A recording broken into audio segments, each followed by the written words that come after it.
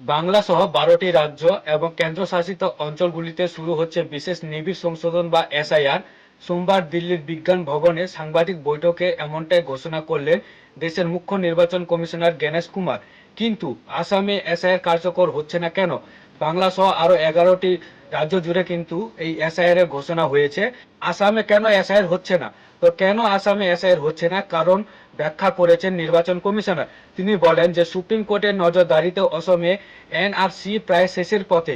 এছাড়া উত্তর পূর্বের ওই রাজ্যের নিজস্ব বিধানও রয়েছে, তাই এসআইআর প্রক্রিয়া থেকে আসামকে বাদ রাখা হয়েছে। তিনি আরো বলেন, আসামের জন্য আলাদা করে নির্দেশিকা জারি করা হবে এবং পৃথক তারিখ ঘোষণা করা হবে। উল্লেখ্য, আগামী বছরে বিধানসভা নির্বাচন রয়েছে আসামে। এক সময় অনুপ্রবেশের বিরুদ্ধে আন্দোলনে উত্তপ্ত হয় আসাম। এরপর ১৯৮৫ সালে আন্দোলনকারীদের সঙ্গে ভারত সরকারের অসম চুক্তি স্বাক্ষরিত হয়। সেই চুক্তির সময় ভারতীয় নাগরিকদের যে ৬ ধারাটি গঠন করা হয়েছিল, এই ধারাটি শুধু আসামের জন্যই প্রযোজ্য। এই ধারা অনুযায়ী ১৯৬৬-র ১ জানুয়ারি থেকে ১৯৭১-এর ২৪শে মার্চ পর্যন্ত অসমে অনুপ্রবেশ করা বাংলাদেশিদের নাগরিকত্ব দেওয়া হবে। কিন্তু নির্ধারিত ওই সময়সীমার পর যারা সীমান্ত পেরিয়ে ভারতে প্রবেশ করেছেন তাদের নাগরিকত্ব দেওয়া হবে না। তবে ওই ধারা নিয়ে বিতর্ক তৈরি হয় বিস্তর। তো কিন্তু পরে যে সুপ্রিম কোর্ট এই ধারাটিকে বৈধ বলে জানায়।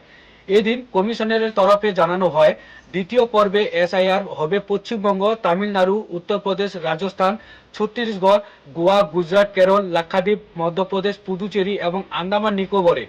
গণেশ কুমার আরো জানিয়েছেন, বিরাট কর্মযজ্ঞে আন্দামান ও নিকোবর, বাংলা, ছত্তিশগড়, গোয়া, মধ্যপ্রদেশ, পুদুচেরিতে প্রায় ৫ লক্ষেরও বেশি বিএলএ কাজ যোগ দেবেন। তো কমিশন জানিয়েছে যে এসআইআর বাস্তবায়নে মঙ্গলবার থেকেই শুরু হচ্ছে এনুমারেশন ফর্ম ছাপা।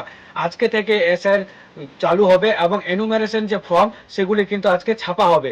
তো একই দিনে শুরু হবে বিএলওদের প্রশিক্ষণেরও কাজ। আজকে থেকে এনুমারেশনের যে ফর্ম সেটি কিন্তু প্রিন্টিং করা হবে বা ছাপানো হবে।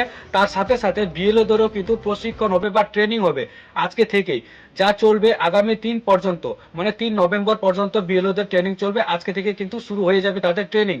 তো ৪ নভেম্বর থেকে ৪ ডিসেম্বর পর্যন্ত বাড়ি বাড়ি গিয়ে কিন্তু বিএলওরা সেই এনুমারেশন ফর্ম কিন্তু দিয়ে আসবে ভোটারদের, বা ফর্ম ফিল আপ করে দিয়ে আসবে। তো কেউ রাজ্যের বাইরে গেলে বা প্রবাসীরা অনলাইনেও ফর্ম ভরতে কিন্তু পারবেন। অন্যদিকে খসড়া ভোটার তালিকা প্রকাশিত হবে ৯ ডিসেম্বর। খসড়া প্রকাশিত করা হবে ৯ ডিসেম্বরে এবং এই তালিকা নিয়ে অভিযোগ থাকলে ৯ ডিসেম্বর থেকে ৮ই জানুয়ারির মধ্যে কিন্তু জানাতে হবে। এই নিয়ে কোনো তালিকা নিয়ে কোনো অভিযোগ যদি থাকে তাহলে ৯ ডিসেম্বর থেকে ৮ই জানুয়ারির মধ্যে তাদেরকে জানাতে হবে। পরবর্তী পর্যায়ে ৯ ডিসেম্বর থেকে ৩১শে জানুয়ারি পর্যন্ত চলবে অভিযোগ শোনা এবং খতিয়ে দেখার কাজ। এই ৯ ডিসেম্বর থেকে ৩১শে জানুয়ারি পর্যন্ত কিন্তু চলবে অভিযোগ শোনা এবং খতিয়ে দেখার কাজ।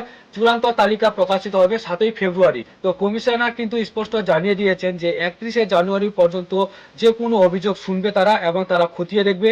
চূড়ান্ত তালিকা প্রকাশিত হবে ৭ই ফেব্রুয়ারি। তো এই ছিল একটি আপডেট। যদি আপডেটটি ভালো লাগে অবশ্যই ভিডিওটি শেয়ার করবেন।